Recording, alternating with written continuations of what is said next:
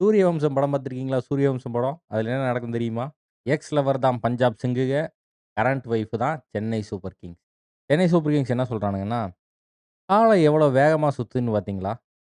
சும்மா தொடர்ந்து ஜெயிச்சுட்டு இருந்தீங்களேடா பஞ்சாப் சிங்குகளா, வெறும் 6 மேட்ச் தான் ஜெயிச்சிருக்கீங்க.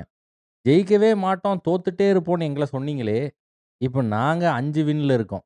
அதாவது 1 வின் தான் வித்தியாசம். காலம் எவ்வளோ வேகமா சுத்துதுன்னு பாருங்கடா! அப்படின்னு சொன்னது மட்டும் இல்லாம, கடைசியில சிஎஸ்கே என்ன சொல்றாங்க, அதாவது தேவயானி என்ன சொல்றாங்கன்னா, ஒரு டீம் தோத்துட்டே இருக்குன்னு சொல்லி கேவலமாவும் பேசக்கூடாது. ஒரு டீம் ஜெயிச்சுட்டே இருக்குன்னு சொல்லி, அவங்களுக்கு சொம்பும் அடிக்கக்கூடாது. அப்படின்னு சொல்லிட்டு டயலாக் பேசுறாங்க. அப்ப எனக்கு ஆஃபீஸ்க்கு டைம் ஆயிருச்சு. நான் என்ன சொல்லிட்டேன், "இங்க பாரும்மா, சிஎஸ்கே டாப் 4ல வர்றத உங்களுக்கு எந்த ஆட்சேபனையும் இல்லைன்னா, எனக்கும் எந்த ஆட்சேபனையும் இல்லன்னு" சொல்லிட்டு, நானு ஆஃபீஸ் கெளம்பி போயிட்டேன். வாழைப்பழத்தில ஊசி ஏத்துற மாரி 4, 5 கேள்வி தேவயானி கேட்டது உண்மதான். சரி சின்ராஸோட அப்பா சத்திவேல் கவுண்டர் யாருங்கன்னு நீங்க கேட்கலாம். சத்திவேல் கவுண்டர் தான் மும்பை இண்டியன்ஸ்.